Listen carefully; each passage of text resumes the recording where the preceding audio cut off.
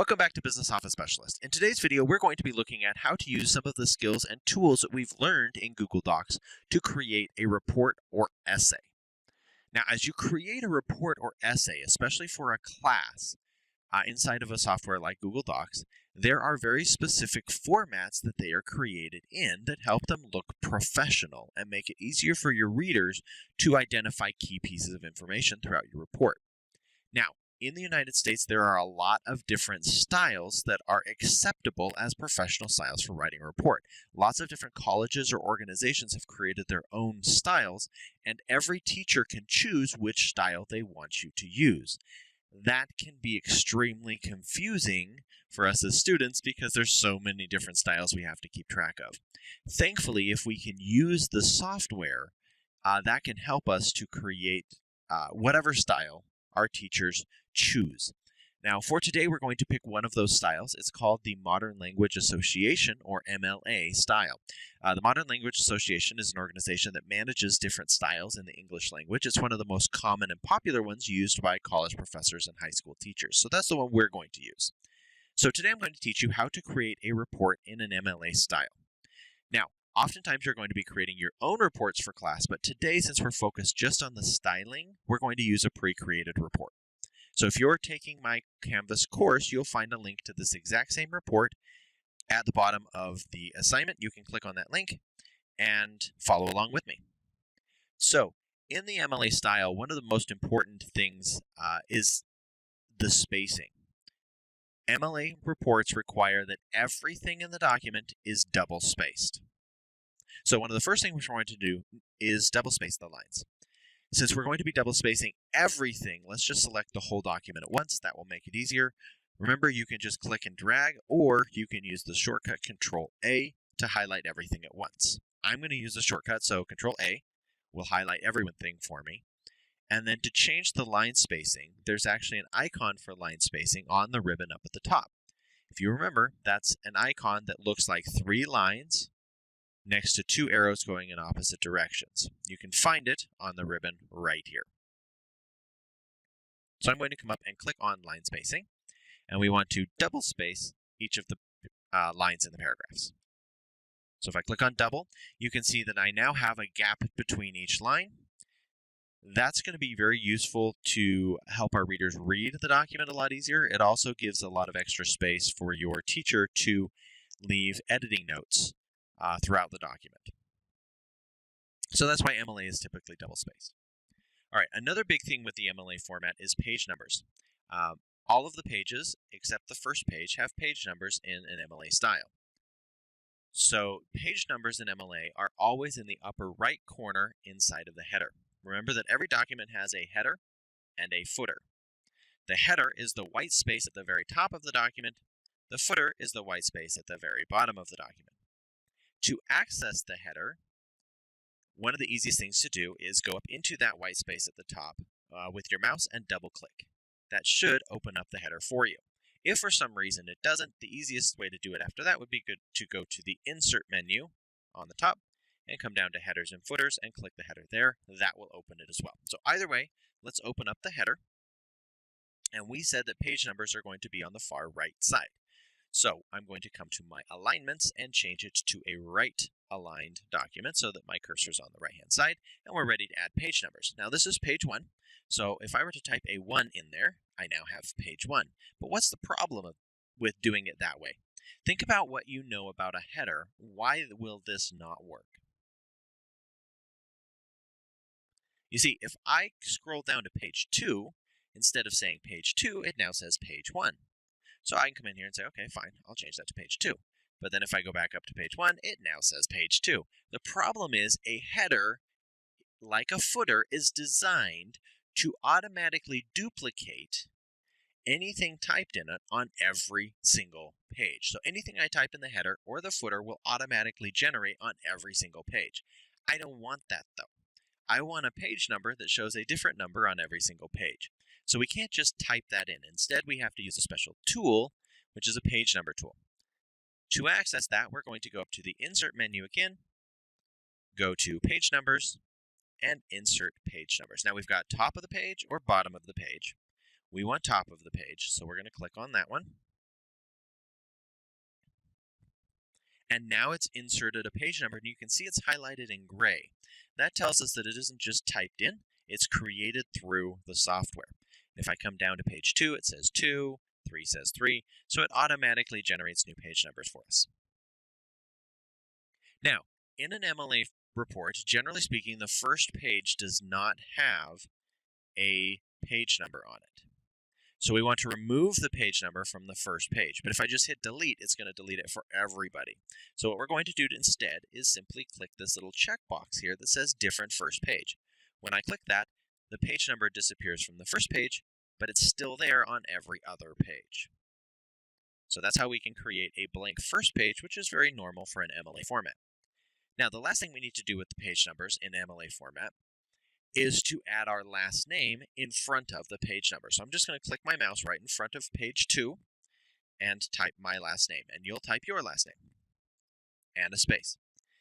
We do this so that, for example, if all of my students hit print at the exact same time and 30 different pages come flying out of my printer, it's very easy for students just to start grabbing pages and getting confused. And before long, you've got page 1 of one report, page 2 of a different report, page 3 of a totally different report, and they're all mixed together, and it really makes a mess. But if you put your last name on the end of it, then whatever pages you grab, you can easily find your page 2 or your page 3. Or if a teacher grabs a stack of papers to go and grade them and a page falls out from the middle, they want to know whose page that was to be able to put it back in with the correct report. So in an MLA format, every single page has the name of the author so that there's no way those pages can get lost. All right, now that we've set up those page numbers, we're going to exit out of the header. The easiest way to do that is just to click below the header, and it will close out the header. Now, the next thing I want to do is work with page breaks just a little bit. We'll be using page breaks a lot throughout this document, so I just want to kind of review them really quick by creating a few page breaks. Now, the page breaks I'm creating right now aren't necessary for MLA format. I'm just trying to make this report a little longer so that I can show you what happens when you have a longer report. So we're just going to create a few page breaks throughout here just to break up the document, make it a little longer so that we can look at it later on. Let's start with page 2. If you come down to page 2, we've got this section here called Respect and Responsibility. I want to put that on its own page. So we're going to do a page break. Remember that page breaks are found in the Insert menu under Breaks, and you can click a page break. Also, you'll see that we have that shortcut we used before. Control-Enter is a great way to force a page break as well. But I'm going to use the menu since I'm here. And now Respect and Responsibility jumps to page 3. If I scroll down even a little bit further, we have another section called Online Ethics. I'm going to break that one onto a new page as well. This time I'm going to use the shortcut Control-Enter and move that to a new page. So those are page breaks. We'll come back to those later on as we start building out some of the different elements of the report itself. But that helps us break it out a little bit. Now, another thing I want to look at is paragraph styles. Paragraph styles help enhance the look of the text and make it easier for us to read and understand the text because it's going to break up the different sections. So if I come back to the first page, our first section has this little header title, Digital Citizenship. Now, if I highlight this, I can make this stand out in my report by changing it from being normal text in my styles to being a heading. So I'm going to call this a heading 1, meaning that it is a main heading for this section. And it changes the style, makes it stand out, and helps us to see and identify the beginning of the digital citizenship section. Now let's do that again with some of our other main sections. So your role as a citizen, let's make that a heading 1. We'll do the same with Respect and Responsibility, which we put on its own page down here.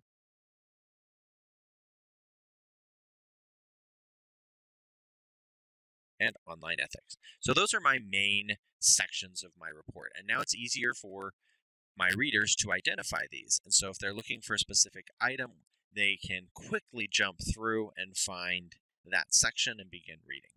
Now we can also have subsections as well, and we'll see kind of how this breaks out when we build our table of contents in just a minute. But for example, if we were to come back up to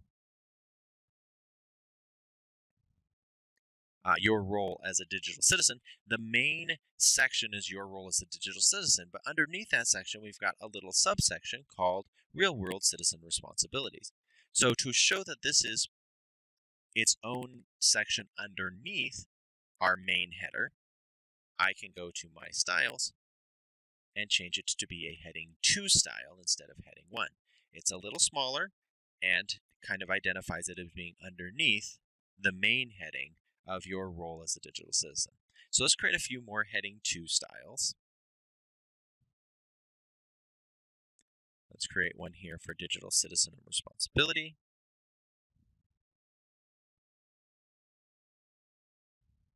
And let's create one for respect, responsibility,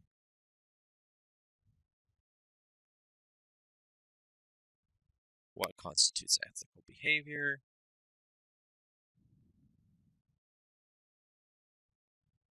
and that should do it. So now we've got our main headings and our subheadings broken out, and it already looks a lot easier to read. So this is kind of the basic meat of your MLA style report, but we can take this a step further. If you want your report to look really formal, especially if you're going to be printing your report, one of the optional things you can do in an MLA report is to have a cover page. A cover page is just a blank sheet of paper that goes on top of your report that lists only the basic information like the title of the report, who wrote it, what class it's for, those sorts of things. So let's create one of those right now. We're going to come up to the top of the page, top of page 1, the very top of your report, and we're going to create a page break. So I'm going to press Control-Enter to create a page break, and now I've got this blank document, or blank page at the top that I can create my title page for. Now you notice when I click up here, the heading 1 is still selected, because we hit Control-Enter from down here where that style was used. I don't want to use the heading 1 style on my cover page. So let's go ahead and clear out that heading 1 style by just going back to our normal text. And everything on the cover page is going to be centered on the page. So I'm going to change my alignment to be centered.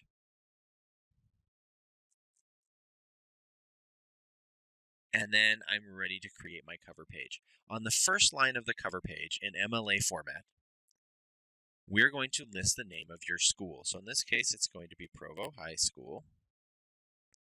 And then MLA format tells us that the next item is going to be about a third of the way down the page. They don't give us a specific location.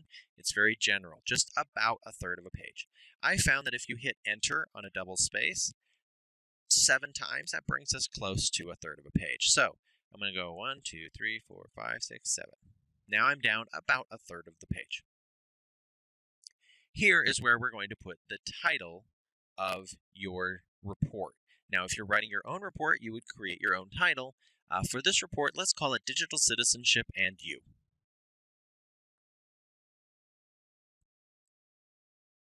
Now, notice that I'm not bolding this text. I'm not making it bigger. I'm not making it stand out. Oftentimes when we create a title page, we want to bold this text and make it bigger, make it stand out, make it easier to read. I'm a big fan of that. And every teacher can do this at their own discretion. But if you're sticking to true MLA format, the cover page is all default text, default fonts. So in this case, using Google Docs, it's Arial size 11. So we're just going to leave it right the way it is. We're not going to make it all caps. We're not going to bold it. We're not going to make it bigger. We're not going to change its paragraph style. This is just a title. Now, the next section is going to come down to close to the bottom of the page. So again, it's not an exact location, it's close to the bottom of the page. But my experience is if you hit Enter about 14 times, then you're going to get close to the bottom of the page. So you're going to write the name of the school, Hit enter 7 times, put in the title, then hit enter 14 times. 1, 2, 3, 4, 5, 6, 7, 8, 9, 10, 11, 12, 13, 14. That's about close to the bottom of the page. And if I scroll a little here, you can see that's close to the bottom of the page. Now, what we're going to do here is type in your name. Now, I'm both the teacher and the student in this case, so to not make it confusing, I'm just going to write student name, but you would actually write your name there. So go ahead and write your name there. And then you're going to hit enter once. It's going to double space, but that's okay. MLA wants everything double spaced. You're going to write the name of the class. Now, if you're in college, it's going to be a code, something like MDMT 1010 or something like that. But in high school, we don't have codes like that we use. We just use the name of our class. So we can say Business Office Specialist. Next, you're going to put the name of your teacher. Now, the debate here is, do I put their full name first and last? Do I just use a title?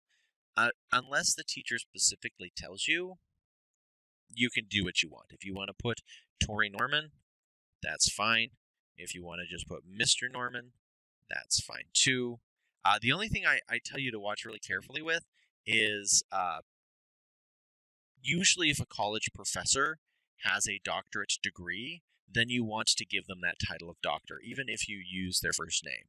Dr. Tori Norman, Dr. Norman, something like that. Just so that we give them the respect that they've earned from the difficult work that they've done to achieve that doctorate status. College professors like to use that title because they've worked hard and they've earned it. So we want to try and respect them by using that.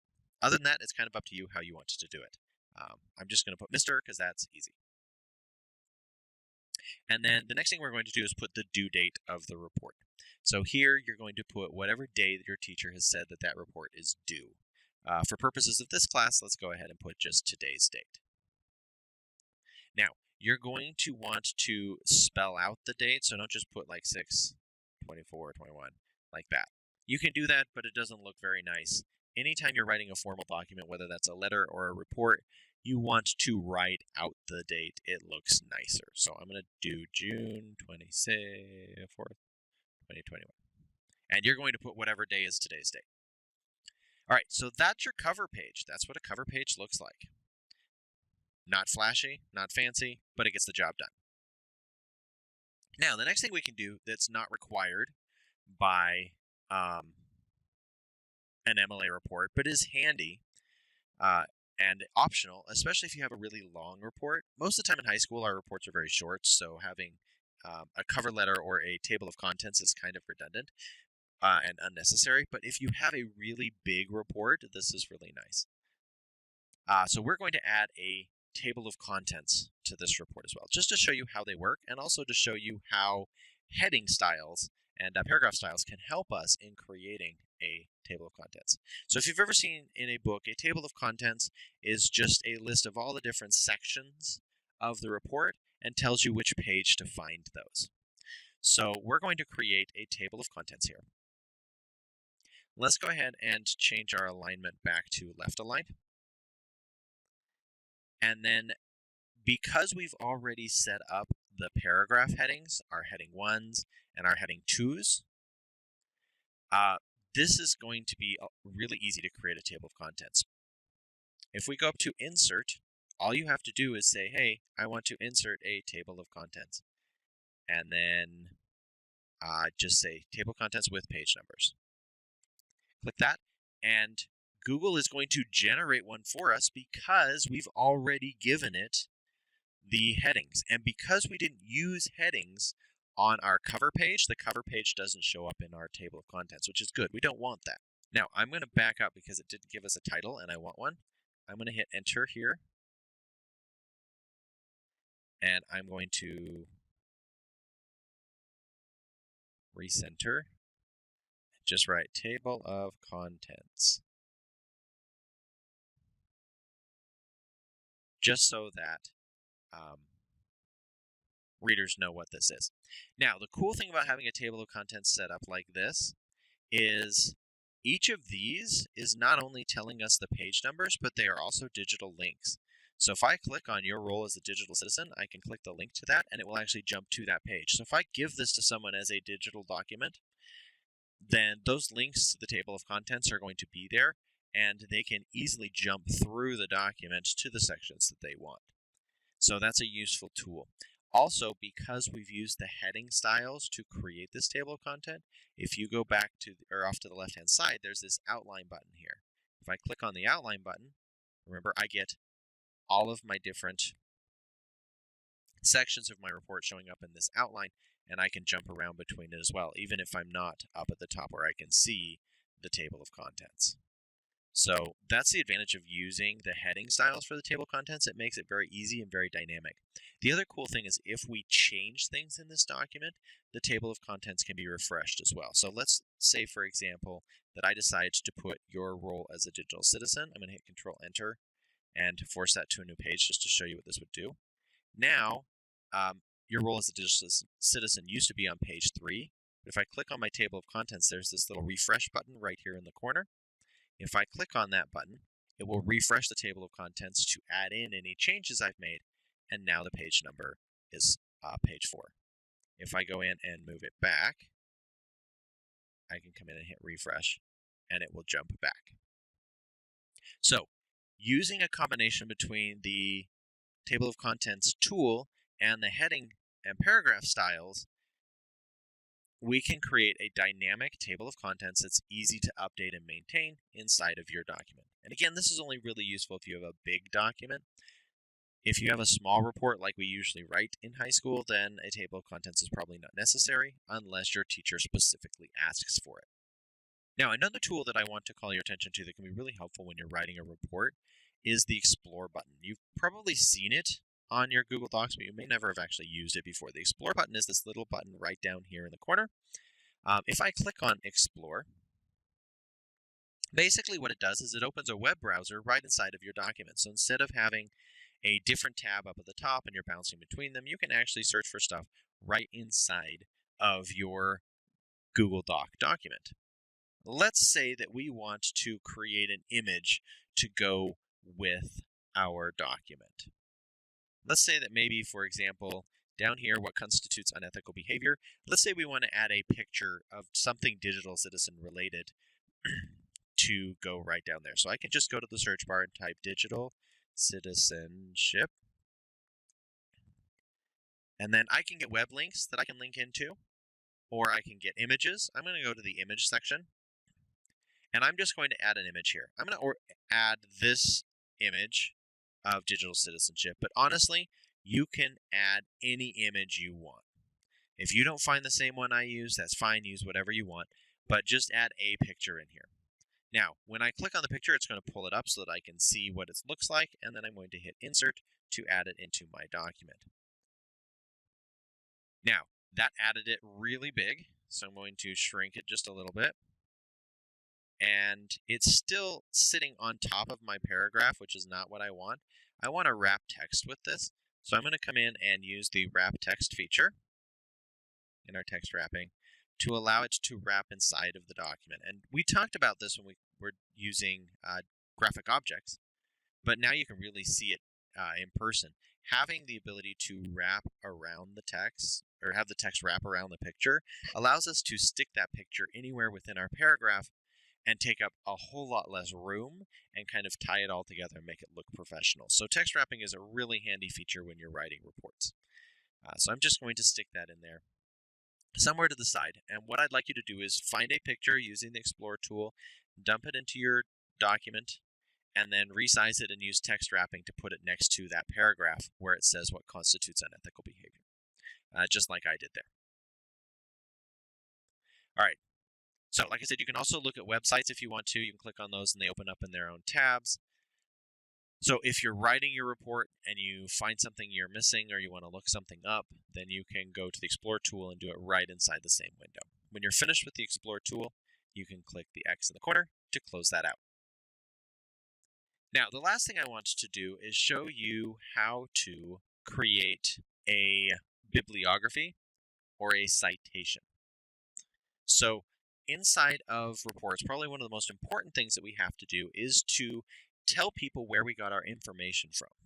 Otherwise, we're claiming that information is ours and original, and that would be plagiarism, and we don't want to plagiarize. So we have to give credit to those places we found our information. We do that by creating citations and bibliographies.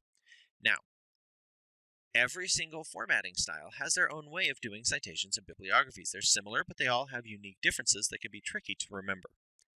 The cool thing is Google Docs has its own system to maintain the formatting styles so that when you produce your report, it will automatically format all of your citations and bibliographies for you. So I'm going to show you how that works. We're going to go up to Insert. We're going to go up to the Tools menu and click on Citations. It's going to open a separate tool off to the right-hand side. There are 3 different styles that are currently supported by Google Docs. They are the most popular styles. You have MLA, APA, and Chicago. We're going to be using MLA, which should be the default, but if it's not, make sure to change it. And then what you'll need to do is add your sources to your document. Now, I recommend if you're writing your own report that every time you use a website, every time you find a website, automatically come in and add the citation source. Then you'll have this database of all the sources you've used already collected, and it will be easier to find them later on if you need them.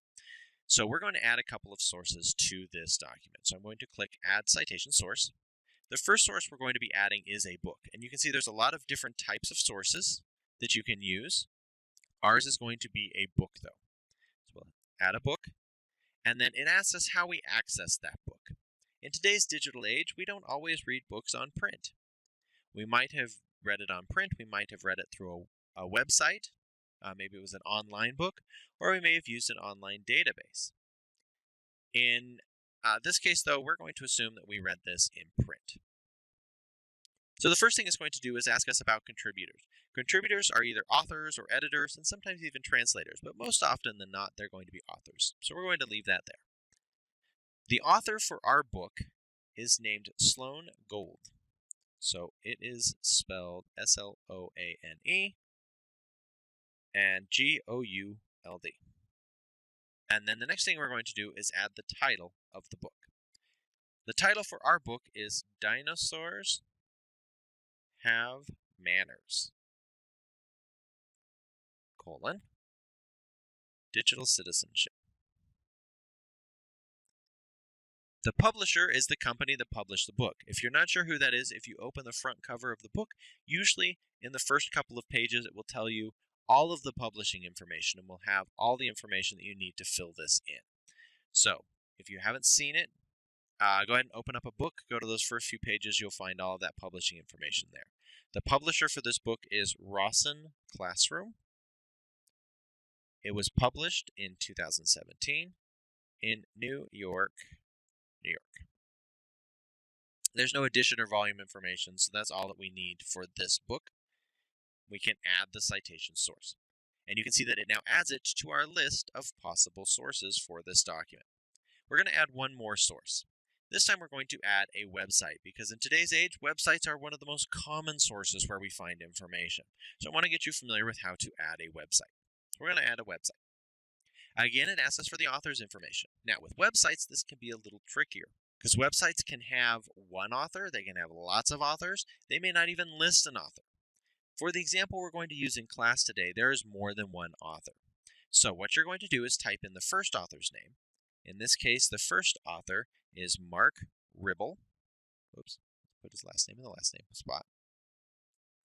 And then you'll go down and add a new contributor. And now we can add the second person. Second person is Marty Park. So now I have Mark Ribble and Marty Park. So if you have more than one author, you can certainly do it that way. Now, some websites, a lot of websites actually, don't list the person who wrote the article. They didn't give that author credit because the author was working for the company, so the company really owns the authorship for the document. In that case, if you have a website that doesn't list a person as the author, what you would do is click corporation or organization instead, and then type the name of the company in.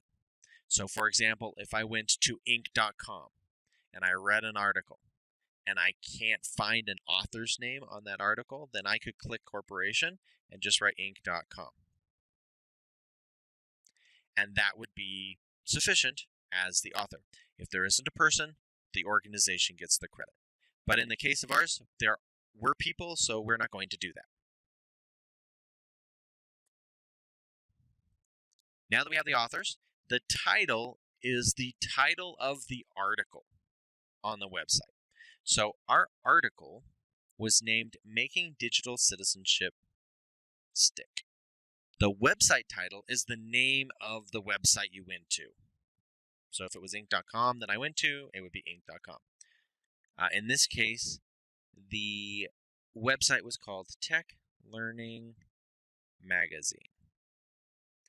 Now, the publisher is the name of the company that published the website. So if you didn't have any authors and you used the corporate name, it's probably going to be the same as the publisher name, and that's okay. Where we had authors, the publisher's name is going to be Tech and Learning.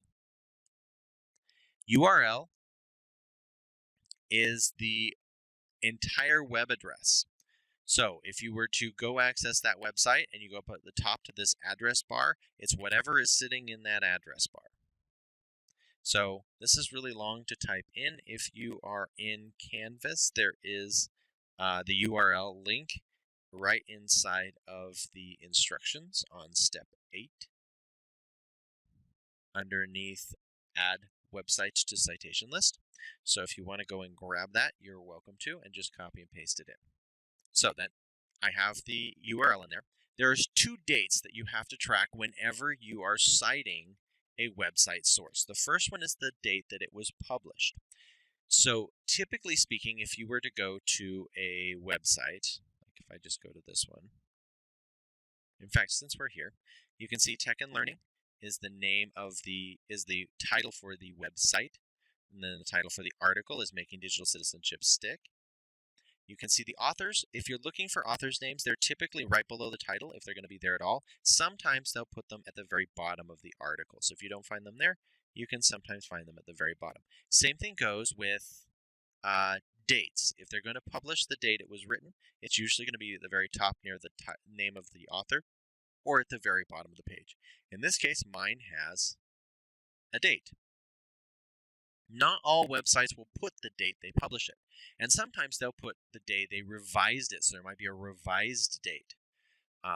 That's okay. Whatever date is the most current version, that's the one you're going to put. So for mine, since I have this date here, I'm going to put the September 9th of 2020 in my document. And it breaks it out by day, month, and year.